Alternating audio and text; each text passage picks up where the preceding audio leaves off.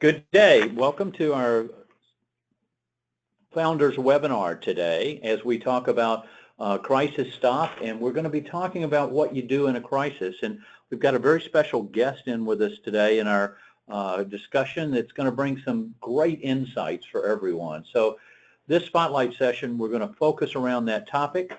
As always, we'd like you to be our friend on Twitter at Firestorm Soul and Facebook Firestorm Solutions, and there is a hashtag for today's session, and that hashtag is Crisis Coach. Firestorm transforms crisis into value, and we empower you to manage risk and crises, and that's very appropriate in today's conversation and the points that we're going to be looking at. Our expertise is in crisis management, critical decision support, crisis communications, crisis public relations, and consequence management. As we think about balancing the interaction between risk and crisis, that's where the crisis coach comes in. So our disclaimer, and attorneys always like you to add wonderful disclaimers to anything that you do. The presentation isn't complete without the oral discussion and comments. Any work product must be read in conjunction with your guidance from your counsel. And finally, it's not to be interpreted as legal advice or legal opinion. It will be opinion, however. Today, we've got a very special guest, and that's Ken Burris. I've known Ken for probably 10 plus years, I think. And Ken has done everything in the business continuity, crisis management, emergency response, public-private sector combined all, but he didn't do it all at the same time. He did a bunch of different things. Ken is former Chief Operating Officer of FEMA. He's been President and CEO of James Lee Witt and their merger with O'Brien. And he has forgotten more than I'll ever know on this subject. So, Ken, what do you want to share with us today? Thanks, Jim. I appreciate the opportunity to sit in and give some thoughts about the crisis management business and some of my experiences. I've been in the business since 1975, so that kind of dates me, I guess. Seen quite a few things all the way from the local level up to the national level and internationally as well. So look forward to having a great discussion. And Ken is a nationally recognized and global expert and has certainly rendered advice at the highest levels of government. We were talking about some of the briefing sessions he would do at the White House and at various other times. So as we think on this subject of stopping impacts in a crisis and reversing those, I think it's very much on target for today's discussion. So thanks for being here, and we'll just kind of make this a conversation as we go through. By the way, just before the webinar started, we had our own set of crises with internet lines being dropped and not recognized. So if for some reason the line goes blank, then we're just going to do it without slides and have a wonderful conversation as we move along. So as we think about it, I did a webinar not long ago with Chris Britton. He's the CEO of Rock Dove in case of crisis, and they're the organization that has the apps that puts the plans right in your hand, which is where you need them in a crisis. And he had some slides, and I took a couple of things off of those just to, as we think about crisis. And the first one relates back into cyber breach and an attack on the company and showing what the impacts were back in 2015. And we could have picked any company, targets listed there.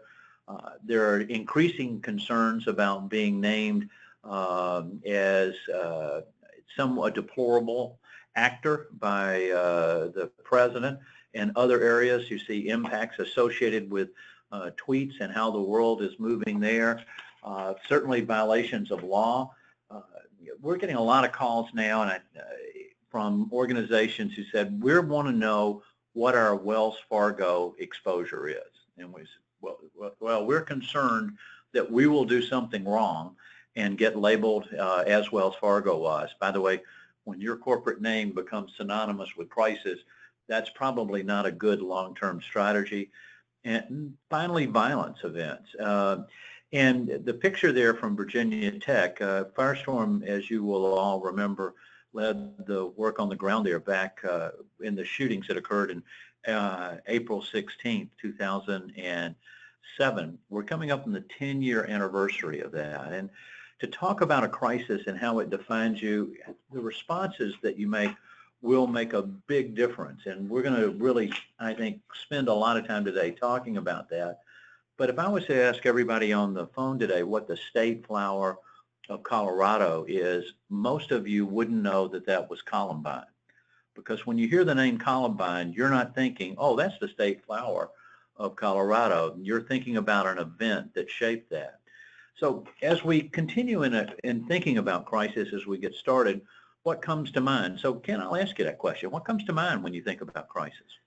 Well, from my perspective personally, there's a lot of things that come to mind. I mean, I've worked on all kind of crises, from the single everyday building fire back when I was in the fire services, up through some of the most significant animal diseases that I've worked on, where you actually in the business of helping companies destroy tens of thousands of animals to stop that. But I think one thing that really comes to mind is that really nobody can actually identify what's truly going to be their next crisis. It can be everything from a isolated incident that is very difficult to understand that was going to happen, all the way through when people do the strategic risk analysis, they're able to identify a probable event that may happen to them, and they do the planning scenario that goes around that. But most crises that crop up on all these people happen to be a incident that they really didn't think about at the time. It's not that it's not a predictable incident that you didn't think of. You couldn't have thought of it if you'd done the homework around it. It's just something that they just didn't feel like it was something they should be paying attention to. And we talk a lot about disaster denial, where it's not going to happen to me, Right. It's going to happen to them, it won't be so bad. And by the way, I'm smarter than anybody else. We'll just make a difference here. But clearly, when you think about a crisis, and we're going to talk about impacts and consequences today too, it's the turning point. It's a trend of everything that's going to follow. So we do say, Ken, that we can identify your organization's next crisis. And the reason why we make that statement, it doesn't matter what of those things that you see listed on the screen occurred. It's going to be how you responded to the crisis that you're currently in is in all likelihood going to be your next crisis. I was on the phone just a little while ago with Susie Laughlin, who is one of the other founders of Firestorm, and we're working with a company that made some decisions, and now some actions are starting to happen, and they suddenly said, oh, well, we didn't think about that. We needed to do this, and what else do you think could happen? And as we sat down and started to focus on the consequences, we identified 20 other things that are highly likely to happen for that particular company based on the decisions that they've made. These types of things do have the opportunity to be predictable. And as you've all heard in multiple webinars that we've done, Firestorm follows a predict, plan, perform methodology. And we're really trying to understand what the vulnerabilities and threats are, what are their impacts, how you monitor them, and what are the triggers. We're doing a session on Sunday at the Disaster Recovery Conference in Orlando, talking about designing an open source intelligence program of how you can identify those vulnerabilities and monitor them as they move through the plans and strategies and response, and then performing in each of those areas. But as we go through the webinar today, I'd like everybody listening to think about those things in the gold box at the bottom of the page. When we think about this, it's the decisions you make. It's you, the decisions you make, the actions you take, and the words you say will determine whether this crisis is going to stabilize or whether it's going to escalate, and particularly those decisions that you make in the first hour. So we're going to be talking around that and giving you some examples and some stories that I think will help illustrate that. So if we think about it, where do we start? The first is the recognition that it's not business as usual, it's business as unusual. And we're going to kind of peel that back a little bit and go. But if we look at this kind of stair step here, talking about something that happens from an operational basis and moves all the way up to the top levels within the company. And we've got a couple of questions that you look at on each side of this. One where we're looking on the risk management and to the left, and you look at the response on the right, and there's a continuum there that started to be developed. And one of the goals here, I think, for all of us today, as we talk about crises and how things ramp, is trying to recognize them at the lower levels when the interventions can have greater ability to mitigate or prevent, in some cases, them starting to occur, and clearly start to recognize when those move from guarded, elevated, to imminent, just about to go, and then finally that severe. Because if it's a severe crisis, if it's one that is the likelihood that the company would survive is going to be impacted, this gets to the board, to the C-suite. So, Ken, have you seen crises move through this type of a process?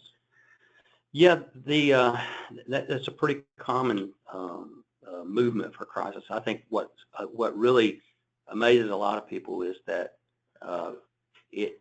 crisis follows a very predictable, as you said, a predictable timeline, a set of circumstances that go on. I think if there would add to the slide, it's that a lot of times people don't understand how time comes into the crisis process, because as you've developed your plans or your benchmarks for success, they all have a time frame associated with them, because most of these things progress up to the severe level because you were able to mitigate your problem within a specific time frame that should have been identified early on in the predicting process. I mean, if you've got an operational event, and I'll defer back to my oil and gas business days, when you have an oil well that may have had a problem or a pipeline that may have a problem,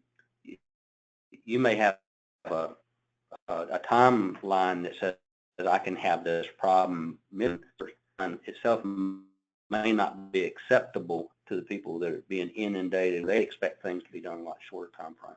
But if you never communicated that timeline of 72 hours outside of your organizational structure, then it's become a crisis, not necessarily because you believe it's operationally a crisis for you because you can control it within, but it's become a crisis because others outside of your organizational sphere have adopted it as such. And a couple of key points that you said there, actually there were a whole bunch, more than a couple, is that the crisis is going to be defined by who's viewing it. Right. Is it the client? Is it the vendor? Is it the regulator? Is it the first responders? Is it the shareholders? Is it the C-suite or board? And everybody's got a different set of motivation and objectives and an angle. There are brand supporters and brand detractors. All of them are coming in. And the questions that you see on the screen on each side are ones that you should stop and think about within your organization.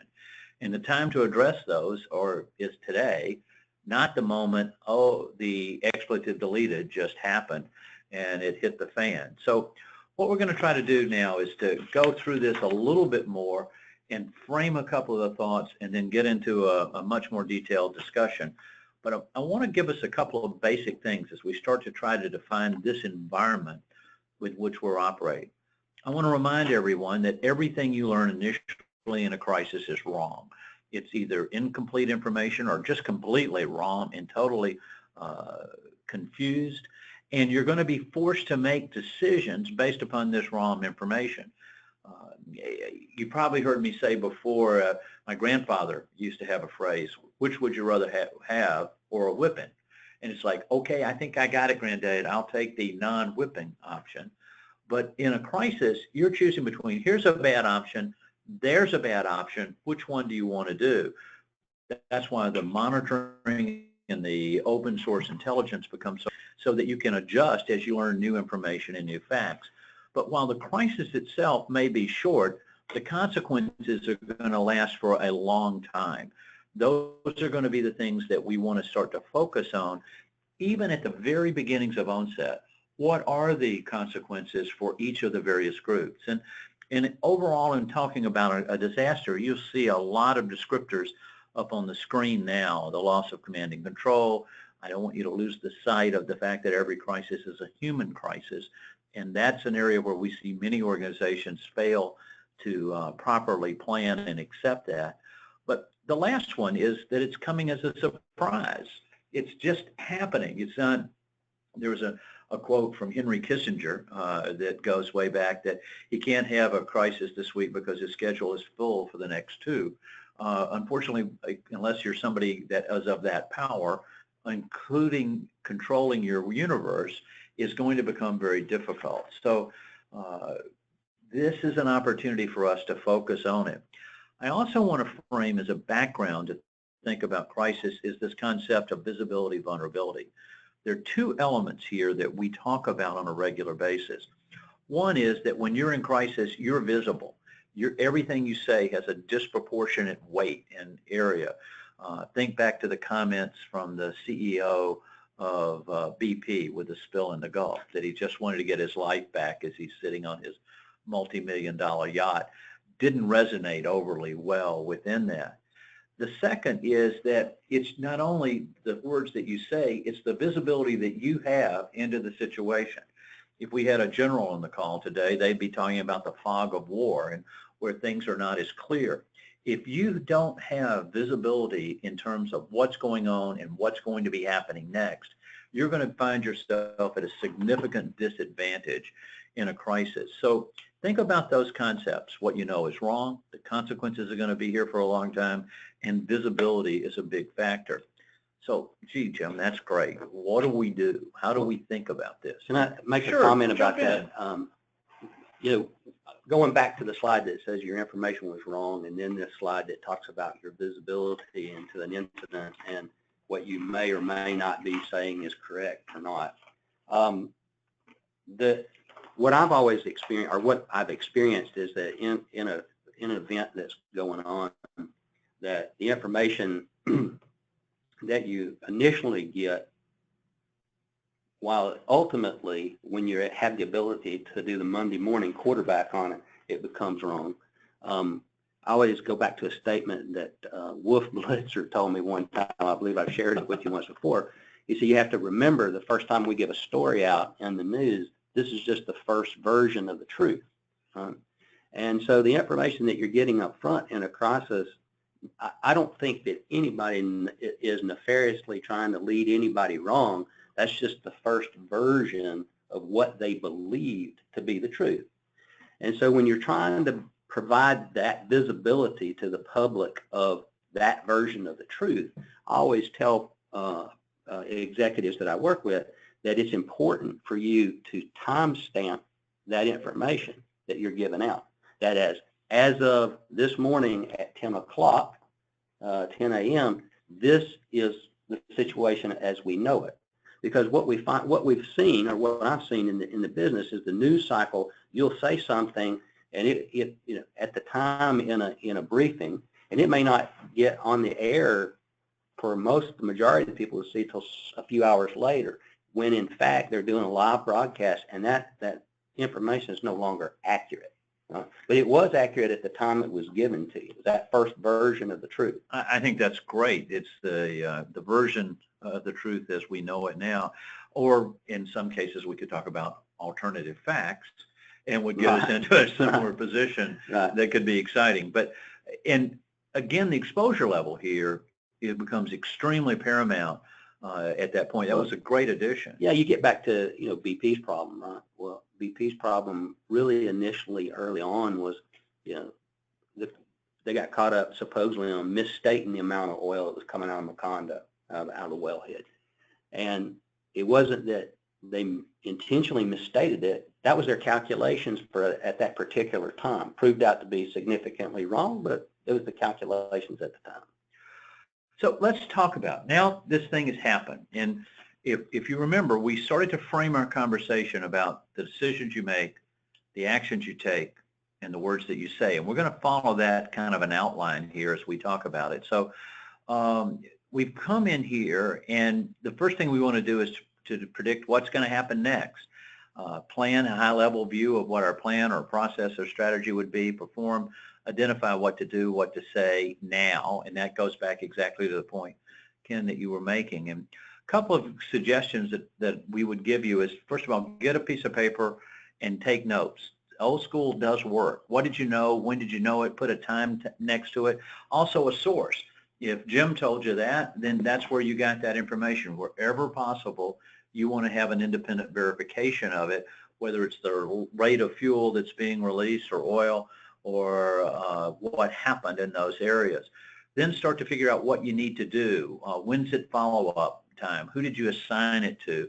Have you confirmed that they did what you said that you needed to do? And those actions that can be delayed, we'll keep them on a pending list. That piece of paper will help you begin to manage this crisis as we go through. And a quick test, anytime you find yourself in a crisis, is what do you know? By the way, you'll notice we didn't say what do you think here. It's what is it you physically know? Are you concerned? What are you concerned about? What's your strategy and plan? What are you going to monitor? Remember, everything you learned is wrong, so we've got to monitor and find out what portion of it is wrong. And then what are you going to communicate to whom, how, and why? Any observations you want to make on this? Yeah, from my experience too, is I give the same advice about having a scribe transcribe what's going on at the time in the operations room, in the boardroom, in the C-suite, wherever that decision-making process is happening. I also counsel at much larger companies, that individual needs to be somebody out of their general counsel's office, because a lot of times you know these things that are going on come back to you have to disclose them sometimes when litigation starts in bigger incidences. But the fact that you can't be expected to remember all this stuff, you know, yourself, and you need somebody assisting you in transit. Eventually, your decision-making process is going to be questioned, and you have to be able to go back and say, well, I made that based upon this information that I had. I've seen a lot of people, you know, get flustered because they did make the best decision they could make with the information they had, but 3 hours later, would they have made the same decision? With new information, maybe not. Maybe not, right? So, but you wouldn't have been able to defend that decision had you not been transcribing the incidents as they went along. And so as you look at this, these things are fluid. And that's part of the reason why we're trying to give you some insights on what to do as the onset of the crisis comes in. It leads us to start to think about some of the decisions that you have to make and the questions that start to come up. And you'll see a long list on the screen. And the more you can answer these questions, the better off you're going to be in trying to come up with the strategies, or if you're going to communicate, who you're going to communicate to, what you're going to do, and look at that. And Ken, I think your point is very valid. This is a dynamic situation. Right. Mm-hmm. The answers are going to change to these questions depending upon where you are. Any crisis that you've been involved in that some of this would resonate with? Yeah, the first observation I want to make though about is what occurred. When you're thinking about your crisis and what occurred, most people have this tunnel vision and they focus on what occurred operationally, what's the problem, and that's what they believe what just occurred. When in actuality, you have to take a holistic view of what just occurred. And I say that because Jim said earlier, you've got a crisis from my perspective has always been it provides ability to exert leadership, show leadership. And that leadership gets to be shown in a lot of different arenas, the political arena, the arena of the CEO, the arena of detracting stakeholders, and certainly there are those out there, your competitors that are trying to take market share away. So this whole question about what occurred, you have to view that in a more holistic view. The example I give is I worked for Chevron in Brazil when they had the Frade spill, and what occurred appeared to be a normal oil spill leak from the seabed floor. What really occurred was that if you took the time to understand the geopolitics of the system in Brazil, you could have foretold that the first oil company that had a problem in Brazil, any of the states were going to adopt that as their own, because there was a big discussion down there over the distribution of oil royalties between the national governments and the state government. So what occurred? Yeah, we had an oil spill, but anybody that understands that Chevron deal knows that their executives had their passports taken away from them. A lot of things happened there because it was a wider crisis. It became a stakeholder, which happened to be a government that was interested in local government, the governor of the state of Rio de Janeiro, used that as an opportunity to exercise leadership at a national level to see oil revenues, royalties spread out amongst the states. So you think my point here would be think outside the box of I may be having a big fire, I might have had a chemical spill, I may be faced with a cyber incident where I've released data, but you have to look outside. What data got released and how is that impacting the greater populace outside, and who's adopting that as something to, in a private sector setting, take market share away from it or take away a competitive advantage.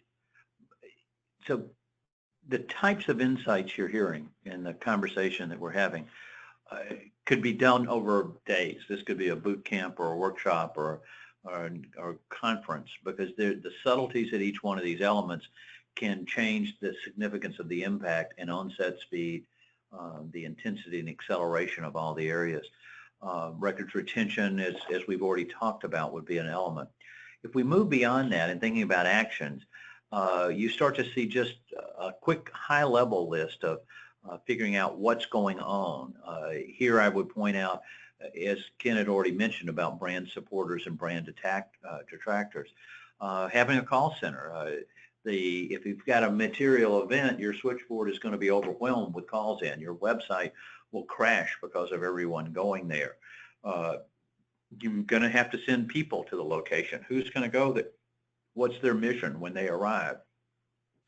Are we going to talk to the media? Or are we not going to talk to the media? We're very fortunate today that we can identify stakeholders and communicate directly with them. That could be employees, it could be families associated with it, clients, customers, key vendors, regulators. And so the pressure to communicate through the media is not what it was 10 years ago. That is, unless you're talking to a media person who's going to be demanding that you're going to do that. And we could do a whole day on just what to say and what not to say to the media. Yeah, from some of the clients I've worked with, the whole phenomenon of social media and getting doesn't always mean you're going to get your message out in the way you wanted it to go out. Different segments of generations use social media for different things, and they use it to communicate with their families. And I've seen a recent incident that happened in California where a guy innocently posted that he wasn't going to be home for dinner because they were dealing with a spill of biblical proportions. Now, of course, he's, grandizing things. The spill was large, but it wasn't of biblical proportions. But that was posted on a Facebook post to his wife's Facebook, just letting them know I'm going to be home. And immediately it goes out to several thousand other people who post it and like it. And within an hour, this company was inundated with regulators who were wanting to understand their spill of biblical proportions and all these things that went on. So it's incredible. You can positively get your own message out, but you have to be just as cognizant of a negative message going out from your own employees inside your organization in a non-nefarious manner that just takes a life of its own. And by the way, the example that you just gave is great, and it opens us into an area that sometimes we talk about as derivative metrics. It's the pizzas to the Pentagon. When those shipments are coming in the middle of the night, something's obviously going on and looking there.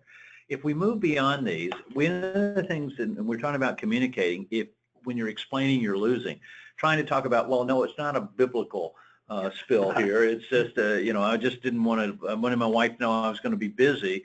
And so a general rule is, if you find yourself explaining in any part of the crisis, you now are losing. You're talking about the wrong thing. And so one of the things that we'll do is emphasize about the things that you should talk about. But these first 24 hours, if somebody's going to come to you, a board member or a senior leader going, we've got to frame this thing. We've got to get out and control this discussion. And we need to put out a press release. We need to hold a press conference. We need to do an interview. We would encourage you to ask why. And the times 5 in that is to ask why 5 times. So when the first person says, you should talk, you should say why. They give you an answer and then ask why. And you go through and repeat it. If you do that 5 times and the answers are good, you should be communicating. There's no question about it. It has to go out. What I will tell you in common practice is around that third why, they can't think of a reason, which means the communication is not mission critical. It's not something that you want to go out. And remember, that first information is wrong. And if you had gone out with that communication, you would have had more difficulty. So the initial situation, it's fluid. Asking why gives you a chance to be in control so that you can extend that time frame. We talk about extending runways in a crisis a great many times to get there. And we frame our communications around the 3 C's of crisis. The first is coordination. Yeah, that's got to go out quickly. Do we need people to evacuate? Do they need to shelter in place? Is there something from a life and health safety standpoint? Yet those communications have to go out instantly, and those are always the first communications. The second really relates back to brand and reputation. That's about the crisis, and we'll get those out, but that's not going to happen in those first instances. And the last, that's an even longer runway, are compliance-related issues. Cyber breach comes to mind. Yes, you've got to tell somebody that their personally identifiable information has been compromised, and you need to get that out.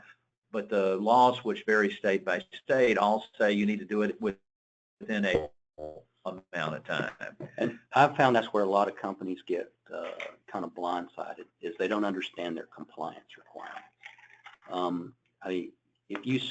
If you spill 50 gallons of diesel fuel on the side of the roadway, in a lot of states, you're required to notify that state's EPA. And what happens is they get in trouble because they didn't realize what their compliance issues were. And then somebody comes around a little bit later and explains to them. And we've got several states in the country that, love to levy large fines because companies don't meet their compliance obligations. So knowing what the rules are certainly is going to make a difference. And we think about messaging to predict who's the audience, what are their concerns. You want to tailor that message, and the messenger and the media or medium that you use to format the stakeholder. Talking to a second grader is a lot different than talking to somebody as old and decrepit as Ken is sitting next to me. And then finally focus on what your 3 key messages are. People aren't going to remember 27 points. At most, you can get 3 messages out, and that's the area we want you to focus on. And just to focus on message, it's become easier today for private sector companies to figure out what that message should be.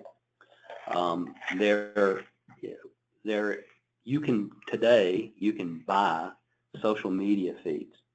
There's companies out there that you can contact that when you're in a crisis, you can figure out which hashtag is they're talking about your crisis on.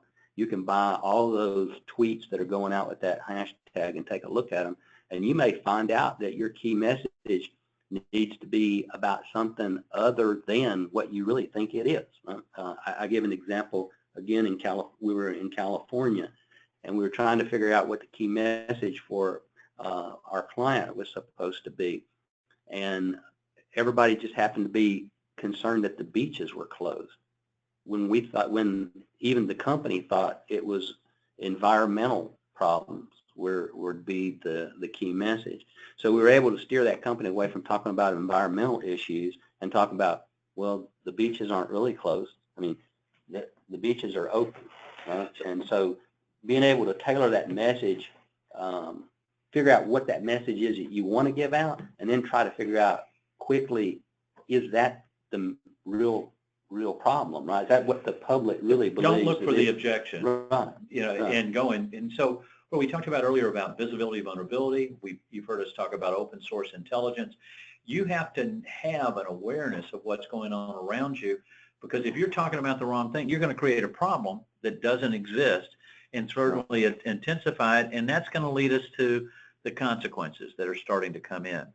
Firestorm has found that as we think about it, it's that first hour that's critical. Today, we're very fortunate.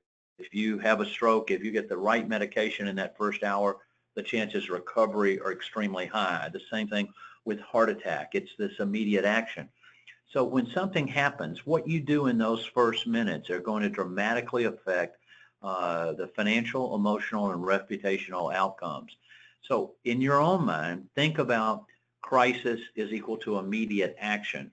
Now, that doesn't mean that we've got to rush to judgment here. And so when we talk about it, Firestorm uses the term crisis stop. And the STOP is an acronym, and it stands for stabilize the situation, trigger the appropriate responses, opine on the exposures, and prevent the common crisis errors. And we're going to go through some of those errors in a minute as we wrap up our discussion over the next 10 minutes. But first is to slow it down, to stabilize it. If you think about it, you've seen an audible called in a football game. The quarterback came to the line. He suddenly sees, wait a minute, they're all on the left side. I was going to run that way. This play won't work. He stabilizes it and redirects it to a different direction. So slow it down, the rate at which you talk, the volume you speak at. You want to get a better understanding of what really has occurred, those questions that we were talking about. Second is triggering the appropriate responses. Do we need, have we filed a claim with our insurance company? Have we got an attorney involved? Do we need counselors for our people? Do we need security at the site? Is that the big exposure? And then third is to opine on the exposures and the consequences that are going to be coming. Let's start to take our predict hat and to look at the things that we need to be addressing. And then finally, not make the stupid mistakes. The P stands for prevent the common errors, because we see those repeated over and over. The first hour is the most critical time. And the one observation I want to make on that triggering the appropriate responses, those don't have to be organic capabilities. A lot of people, when they're faced with a crisis early on, are reluctant to call in contracting expertise. I don't know why. They just, whether it doesn't cross their mind or you know, they don't want to, they think it's going to cost them more than they can afford. The insurance company, the insurance policy won't pay for it. But when the appropriate resources may not necessarily exist organically within your organization, and you have to be quick to go outside your organization and bring that expertise in to help you out. Getting those resources early as opposed to late, it makes a tremendous difference in outcome. I want to go back and just remind about crisis communications. The buttons here is just to help you remember button up. If you're talking early in the crisis, you probably are going to not help your situation. You're going to make it much worse. Some things to think about and do, and these are determine who's going to be the general. Somebody's got to make a decision here. This isn't a democracy. We're all going to vote. And it's 5 people we're going to evacuate the building. 4 are going to say stay here, so I guess we're going to evacuate. Ask yourself the why before the communications. Most of what we learn is wrong. Media calls, do not return them. Train your employees that there is only one spokesperson. Give them a talking point. I'm not an authorized spokesperson for the company. I would be happy to take your information and pass it on. Look at that. Anticipate that if there's an injury, fatality, criminal act, the first responders are going to take control of the scene, and you better have a liaison to coordinate them back with them, or you're going to be shut down in a hurry. Stick to your home bases and message maps. Monitor social media. Ken's given us great examples of where that's going to kick in. The next one is to adopt a victim strategy. If there's someone who's been hurt or who has died, their family is going to have a huge impact on what's going to happen next. And so you want to start reaching out and supporting them. Airlines do a great job in this. When a plane goes down, they're right there with you. We recommend that you appoint teams of at least two people, a man and a woman, in 3 teams for each 8-hour period over a 24-hour period to support the family that was impacted. So you might have, if you had 10, you're going to have 10 times 3 teams in place to be able to support that.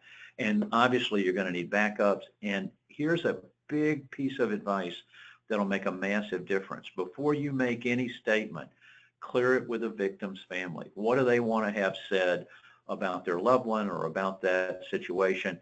And if they say, I don't want you to do anything, then you're saying we're honoring what the family has asked us to do. Before we jump to some don'ts, any thoughts on the do's? No, the family services one is absolutely critical. I've seen more things go south because families were ignored, not intentionally. They just didn't have a plan to deal with the family. Didn't have a clue how they were going to deliver family services, and because of it, there was a needless litigation crops up that could have been solved, early on. So I can't overstate enough that every company needs to have a family services plan, because even small companies can have a pest control company can have somebody killed in an automobile accident, go in to treat somebody's home, and then how are you going to deal with that? Right? Most small companies haven't even figured that out. And that's a plan to develop now, right? Not the moment that it occurs. The don't list is also a couple of pages here. Don't say anything. Tell everybody they're not authorized to speak. We never speak through the media. We want to speak directly to who we're involved with, and don't fall into a numbers game. Well, we checked that piece of equipment last Tuesday. It was completely up to date. We had 100 people. You're going to find out every number you got is wrong. Yeah.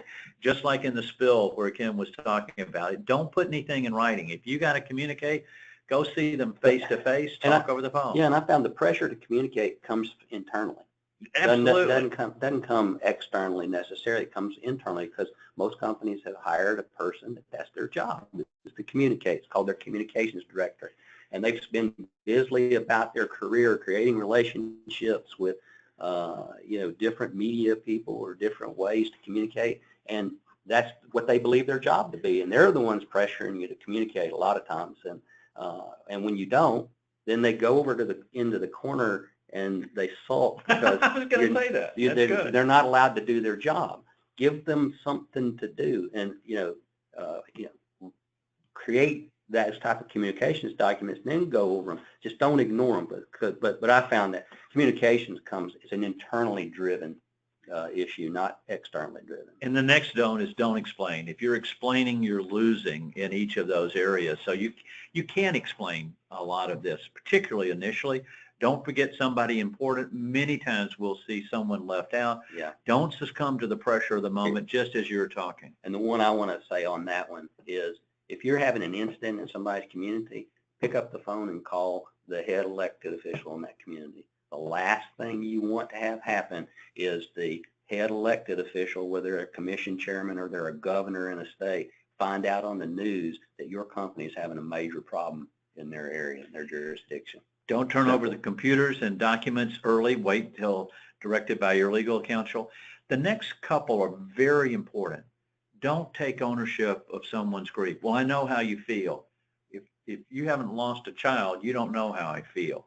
It really hurts me to do this. I don't care how it makes you feel. It's how it feels to me. And what you've got to do is to keep that person in mind at every area, and we're not going to respond on social media. Some recommendations as we start to wrap up is you need plans, just as we've talked about here.